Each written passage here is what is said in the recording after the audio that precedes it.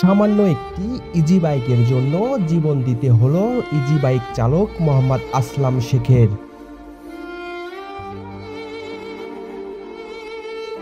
রাজবাড়ীর কালুখালী উপজেলার চন্দনা নদী থেকে মোহাম্মদ আসলাম শেখ নামের এক ইজি বাইক চালকের মরদেহ উদ্ধার করেছে কালুখালী থানা পুলিশ। বুধবার সকালে উপজেলার রতনদিয়া ইউনিয়নের চন্দনা ব্রিজের নিচ থেকে ওই ইজি বাইক চালকের মরদেহ উদ্ধার করে কালুখালী থানা পুলিশ। নিহত আসলাম শেখ রাজবাড়ী পাংশা উপজেলার চরলক্ষ্মীপুর গ্রামের পিয়ার আলী শেখের ছেলে। জানা যায়, গত মঙ্গলবার বাড়ি থেকে ইজি বাইক নিয়ে বের হয় আসলাম, রাতে আর বাড়িতে ফেরেনি।